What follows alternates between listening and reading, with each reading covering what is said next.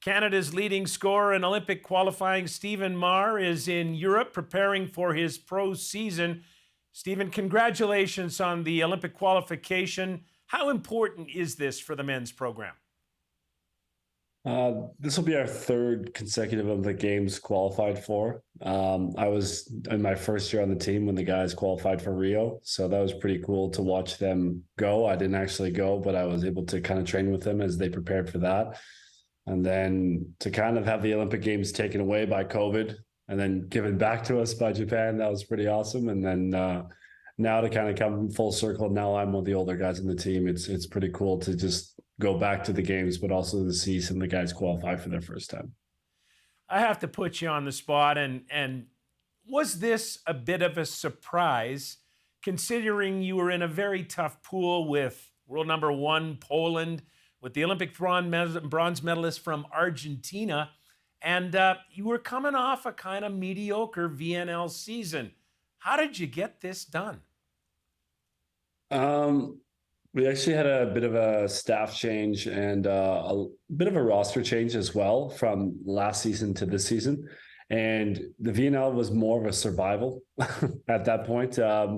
There's a lot of really tough games. Our schedule was quite difficult, and it was more of a survival method. So we actually didn't really have much time to work together.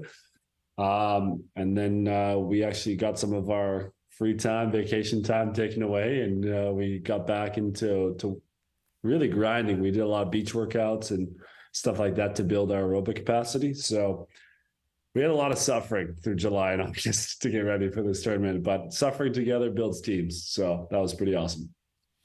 You mentioned it. You're one of a handful of guys that have the Olympic experience in Tokyo. Has an infusion of new people on the roster elevated the game of the team? Definitely. I think having a lot of the younger energy in the room is something that I definitely appreciate. But also you kind of see that you definitely can't get it all done by your own. So as many points as you can score, you need other guys to fill in the cracks, especially when you're not having a great day. And I think that's what a lot of the younger players were able to do during this tournament. A couple of guys had some breakout moments, and people were able to kind of take the load when they had to. So that was cool. I was proud of them. The coach, Thomas Samuvulo, he looked like he was very active in the process. Has he been a good addition to the team, and has he made a difference himself?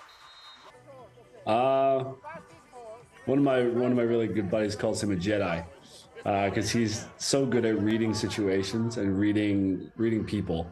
It's really interesting. He's one of the people that has unquestionable integrity. And when you have like a leader in that caliber, in that position, who has integrity like that, it's so easy to follow and to believe.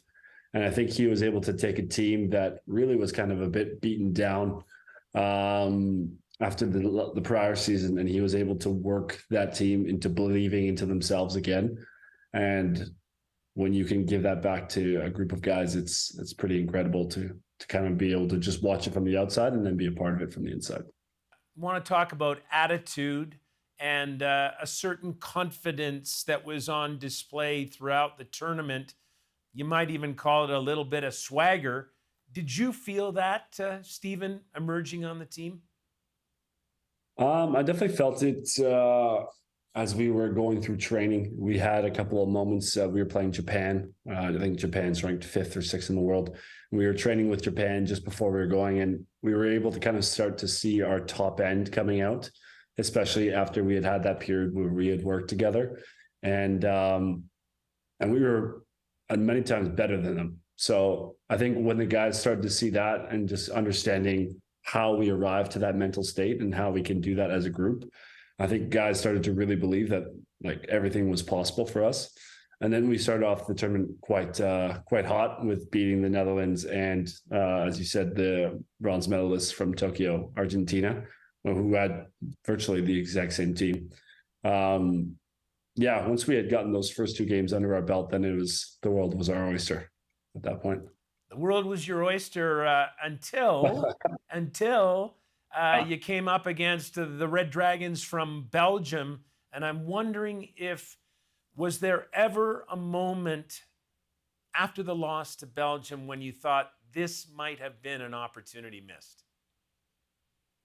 Yeah, I had some tears on the court by myself after that loss, because you realize in that moment you had an opportunity to take something, and you didn't, and then you had to kind of wait to see what the world would have for you. And I guess I kind of, as that night went on and we had to play the next day, I kind of realized that there was nothing to be ashamed of, because really we didn't lose anything, we just didn't take anything. And it was an extremely difficult tournament. So Bulgaria was able to come out and to beat Belgium the next day, and I think that was a product of the tournament. And yeah, it's tough to watch games when your fate's in other people's hands. That's really difficult. So yeah, that's a tough next day. Just quickly, if you can, take us to the celebration and that, when you knew you had that final point against Mexico and the deal was done. I mean, the celebration on this end looked effusive, Stephen. It really did. I mean, you let it all out. What was it like to be a part of that? I'll give you one story. One of my friends, Danny Deminenko, we had played together since we were 14, 15. And we had talked about going to become, maybe one day we'll be good enough to go on the junior national team. Maybe one day we'll be good enough to play somewhere in the national team. Maybe we'll be professionals one day. And it was pretty cool to give him a hug after 15 years of playing. We played in university together. We played against each other. We played so long together and been across the world together. And to give him a hug and kind of know that we had done that together, that was a pretty incredible experience. So it's moments like that where you see people who had said they want to go to the Olympics and they want to qualify for the games, and you kind of see them realize it on their face. There's no better feeling as a friend, as a teammate, or anything else than to kind of see people's dreams realized. So that was really incredible. You mentioned it off the top. 3 times in a row, Canada's going to the Olympics in men's volleyball. How confident are you, Stephen, that this time you could legitimately contend for a medal?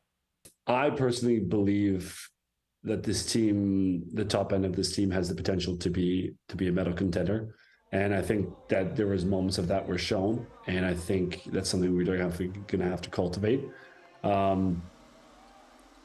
But yeah, I really think it's tough to quantify, because the Olympics, just like kind of like this tournament, like anybody can beat anybody. And then you really have to see, like Argentina. I bet nobody would have thought that Argentina was going to get that medal. And I think that's sometimes in the betting game, that's a strange thing for people to really realize, that sport, anything can happen. But I think if you're Canada going into that games, it's pretty cool, because then you realize we already did it once, and why not? Why wouldn't we be able to do it again? So that's kind of how I'm taking it. Good luck to you, Stephen. Congratulations on the team's qualification. Thank you so much.